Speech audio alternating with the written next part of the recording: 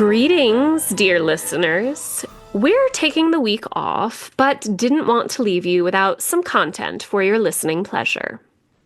So, in honor of Christa's new novel, Beneath the Poet's House, which is releasing on Tuesday, this December 10th, and involves the story of Edgar Allan Poe, we have decided to give you a reading of his iconic poem, The Raven, as well as the story, The Telltale Heart. So, without further ado, let's begin.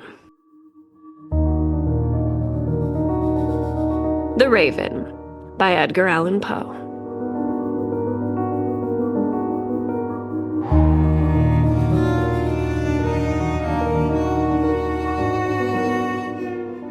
Once upon a midnight dreary, while I pondered weak and weary over many a quaint and curious volume of forgotten lore.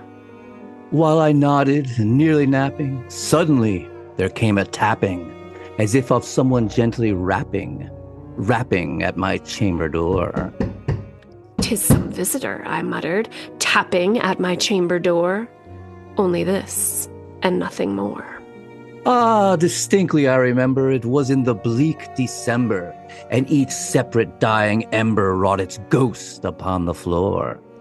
Eagerly I wished the morrow, vainly I had sought to borrow from my books surcease of sorrow, sorrow for the lost Lenore, for the rare and radiant maiden whom the angels name Lenore, nameless here forevermore.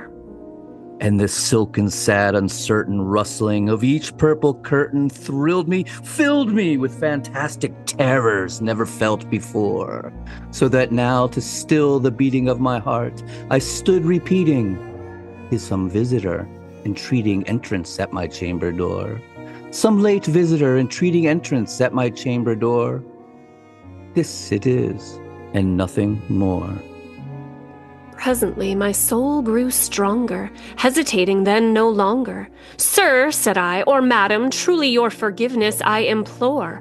But the fact is I was napping, and so gently you came rapping, and so faintly you came tapping at my chamber door, that I scarce was sure I heard you. Here I opened wide the door. Darkness there, and nothing more." Deep into that darkness peering, long I stood there wondering, fearing, doubting dreams no mortal ever dared to dream before. But the silence was unbroken, and the stillness gave no token, and the only word there spoken was the whispered word, "Lenore?" That I whispered, and an echo murmured back the word, "Lenore." Merely this and nothing more. Back into the chamber turning, all my soul within me burning, soon again I heard a tapping, somewhat louder than before. "Surely," said I, "surely that is something at my window lattice. Let me see then what thereat is, and this mystery explore. Let my heart be still a moment, and this mystery explore. 'Tis the wind, and nothing more." Open here I flung the shutter, when with many a flirt and flutter, in there stepped the stately raven of the saintly days of yore. Not the least obeisance made he, not a minute stopped or stayed he, but with mien of lord or lady perched upon my chamber door, perched upon a bust of Pallas, just above my chamber door, perched and sat, and nothing more. Then this ebony bird beguiling my sad fancy into smiling, by the grave and stern decorum of the countenance it wore.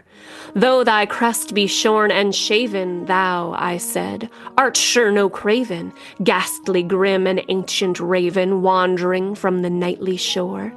Tell me what thy lordly name is on the night's Plutonian shore." Quoth the raven, "Nevermore." Much I marveled this ungainly fowl to hear discourse so plainly, though its answer little meaning, little relevancy bore. For we cannot help agreeing that no living human being ever yet was blessed with seeing bird above his chamber door, bird or beast upon the sculpted bust above his chamber door, with such a name as Nevermore. But the raven, sitting lonely on the placid bust, spoke only that one word, as if his soul in that one word he did outpour. Nothing farther than he uttered, not a feather than he fluttered, till I scarcely more than muttered, "Other friends have flown before. On the morrow he will leave me, as my hopes have flown before." Then the bird said, "Nevermore." Startled at the stillness broken by reply so aptly spoken, "Doubtless," said I, "what it utters is its only stock and store, caught from some unhappy master, whom unmerciful disaster followed fast and followed faster, till his songs one burden bore, till the dirges of his hope that melancholy burden bore, of never more." But the raven, still beguiling all my fancy into smiling, straight I wheeled a cushioned seat in front of bird and bust and door. Then upon the velvet sinking, I betook myself to linking fancy unto fancy, thinking what this ominous bird of yore, what this grim, ungainly, ghastly, gaunt, and ominous bird of yore meant in croaking "Nevermore." This I sat engaged in guessing, but no syllable expressing, to the fowl whose fiery eyes now burned into my bosom's core. This and more I sat divining, with my head at ease reclining on the cushion's velvet lining that the lamplight gloated o'er. But whose velvet lining, with the lamplight gloating over, she shall press, nevermore. Then, methought, the air grew denser, perfumed with an unseen censer, swung by seraphim whose footfalls tinkled on the tufted floor. "Wretch!" I cried, "thy God hath lent thee, by these angels he hath sent thee, respite, respite, and nepenthe from thy memories of Lenore. Quaff, oh quaff this kind nepenthe, and forget this lost Lenore." Quoth the raven, "Nevermore." "Prophet," said I, "thing of evil, prophet still, if bird or devil, whether tempter sent or whether tempest tossed thee here ashore, desolate, yet all undaunted, on this desert land enchanted, on this home by horror haunted, tell me truly, I implore, is there balm in Gilead? Tell me, I implore." Quoth the raven, "Nevermore." "Prophet," said I, "thing of evil, prophet still, if bird or devil, by that heaven that bends above us, by that God we both adore, tell this soul with sorrow laden, if within the distant Aidenn it shall clasp a sainted maiden whom the angels named Lenore. Clasp a rare and radiant maiden whom the angels named Lenore." Quoth the raven, "Nevermore." "Be that word our sign of parting, bird or fiend," I shrieked upstarting.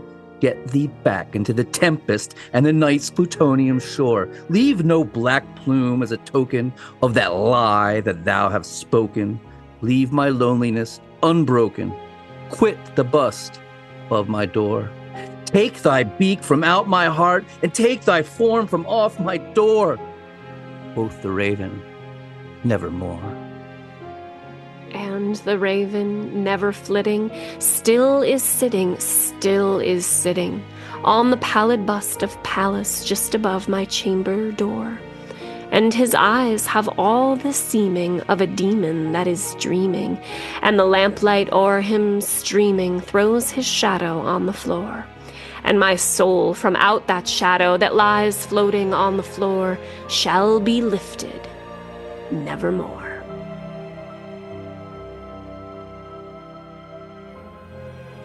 And now, ladies and gentlemen, we bring you the telltale heart. True. Nervous, very, very dreadfully nervous, I had been and am. But why will you say that I am mad? The disease has sharpened my senses, not destroyed, not dulled them. Above all was the sense of hearing, acute. I heard all things in the heaven and in the earth. I heard many things in hell. How then am I mad? Hearken and observe how healthily, how calmly, I can tell you the whole story. It is impossible to say how first the idea entered my brain, but once conceived, it haunted me day and night. Object there was none. Passion there was none. I loved the old man.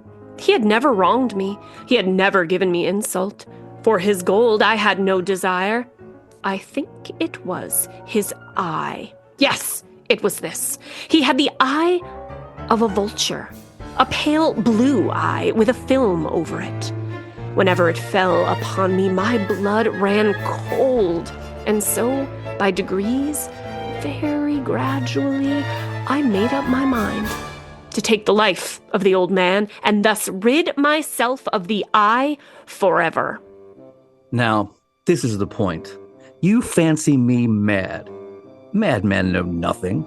But you should have seen me. You should have seen how wisely I proceeded, with what caution, with what foresight, with what dissimulation I went to work. I was never kinder to the old man than during the week before I killed him. And every night, about midnight, I turned the latch of his door and opened it, oh, so gently.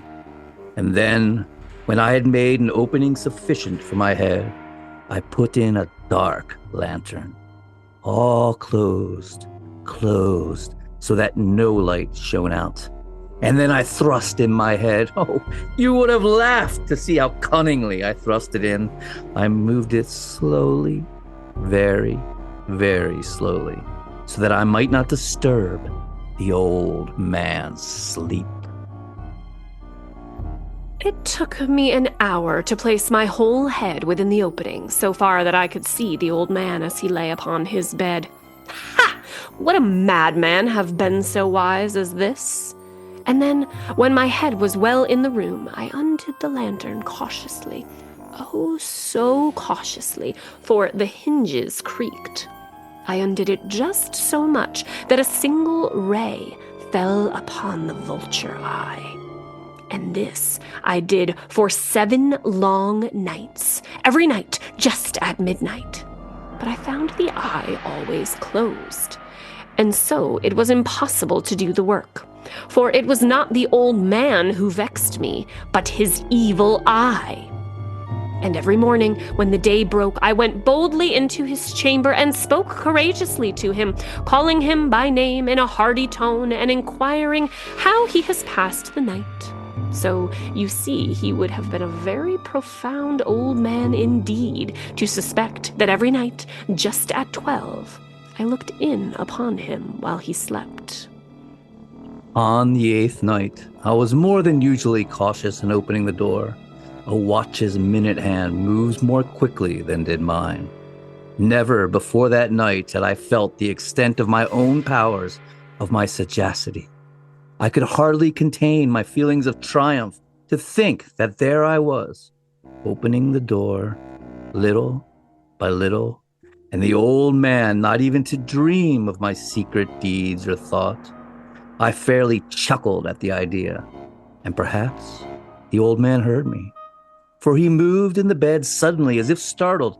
Now you may think that I drew back, but no. His room was as black as pitch with the thick darkness, for the shutters were closed fastened, through fear of robbers. And so I knew that he could not see the opening of the door, and I kept on pushing it, steadily. I had got my head in and was about to open the lantern when my thumb slipped upon the tin fastening, and the old man sprang up in bed, crying out, "Who's there?" I kept quiet still and said nothing. For another hour, I did not move a muscle, and in the meantime, I did not hear the old man lie down. He was still sitting up in bed, listening, just as I have done, night after night, hearkening to the death watches in the wall. Presently, I heard a slight groan, and I knew that it was the groan of mortal terror. It was not a groan of pain or of grief. Oh, no. It was the low, stifled sound that arises from the bottom of the soul when overcharged with awe. I knew the sound well. Many a night, just at midnight, when all the world slept, it has welled up from my own bosom, deepening with its dreadful echo the terrors that distracted me. I say I knew it well. I knew what the old man felt and pitied him, although I chuckled at heart. I knew that he had been lying awake ever since the first slight noise when he had turned in the bed. His fears had been, ever since, growing upon him. He had been trying to fancy them causeless, but could not. He had been saying to himself, "It is nothing but the wind in the chimney. It is only a mouse crossing the floor. Or, it is merely a cricket which has made a single chirp." Yes, he had been trying to comfort himself with these suppositions, but he had found all in vain, because death, in approaching the old man, had stalked with his black shadow before him, and the shadow had now reached and enveloped the victim. And it was the mournful influence of the unperceived shadow that caused him to feel, although he neither saw nor heard me, to feel the presence of my head within the room. When I had waited a long time, very patiently, without hearing the old man lie down, I resolved to open a very, very little crevice in the lantern. So I opened it. You cannot imagine how stealthily, until at length a single dim ray, like the thread of the spider, shot from out the crevice and fell full upon the vulture eye. It was open, wide open, and I grew furious as I gazed upon it. I saw it with perfect distinctness, all a dull blue, with a hideous veil over it that chilled the very marrow in my bones.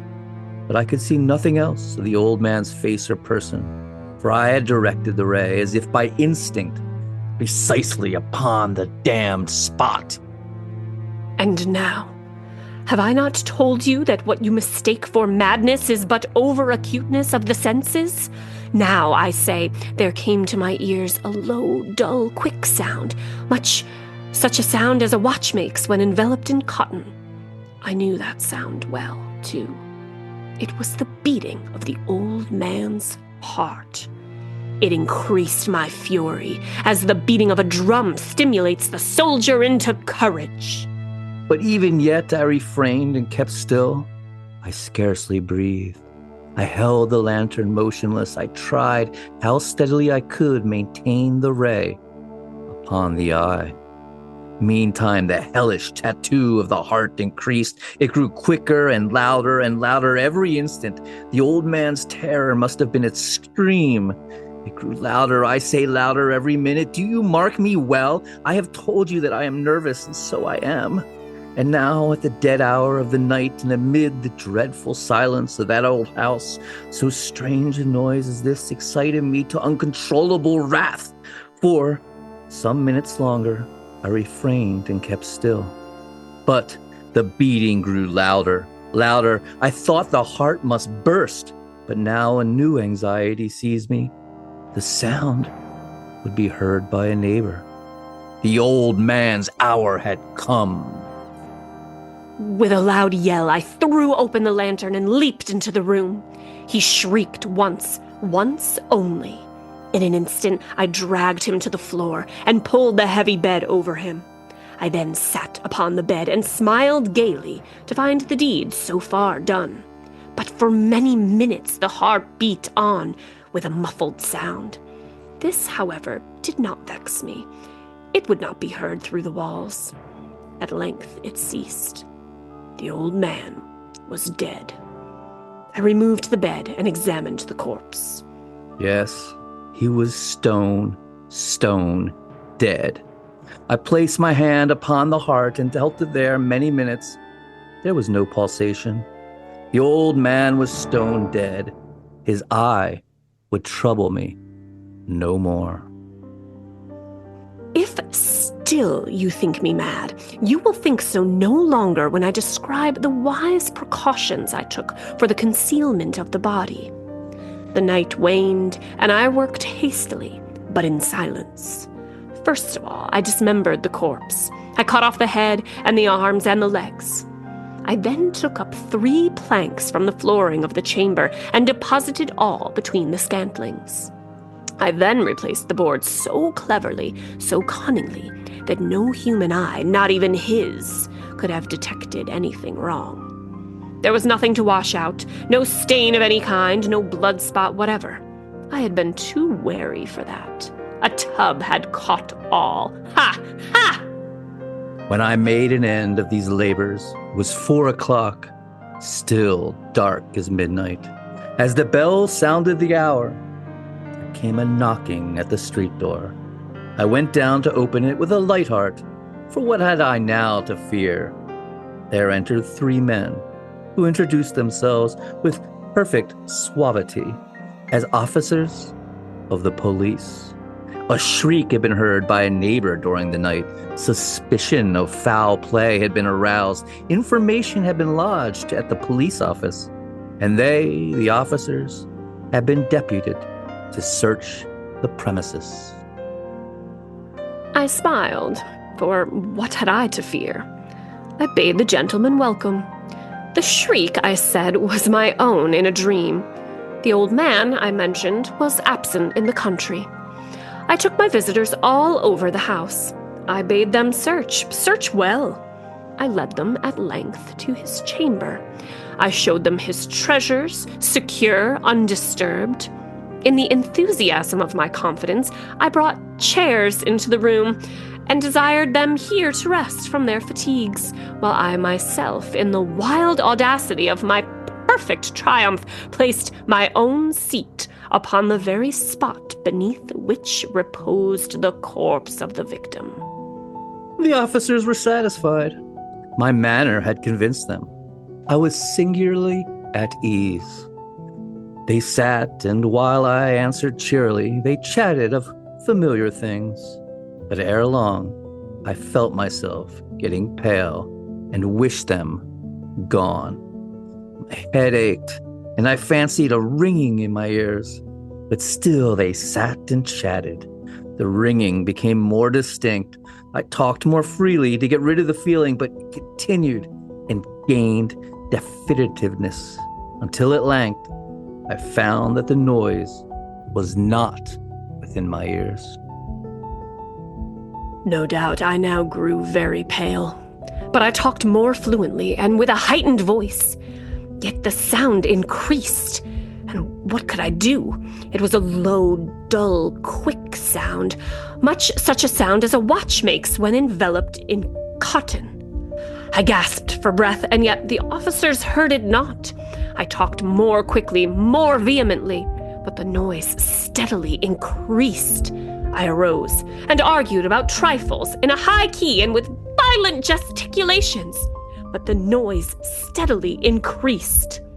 Why would they not be gone? I paced the floor to and fro with heavy strides as if excited to fury by the observations of the men. But the noise steadily increased. Oh, God, what could I do? I foamed. I raved. I swore. I swung the chair upon which I had sat and grated it upon the boards. But the noise arose over all and continually increased. It grew louder, louder, louder, and still the men chatted pleasantly and smiled. Was it possible they heard not? Almighty God, no, they heard, they suspected, they knew. They were making a mockery of my horror. This I thought, and this I think, but anything was better than this agony. Anything was more tolerable than this derision. I could bear those hypocritical smiles no longer. I felt that I must scream or die. And now, again, hark, louder, louder, louder, louder. "Villains!" I shrieked. "Dissemble no more! I admit the deed! Tear up the planks! Here, here! It is the beating of his hideous heart.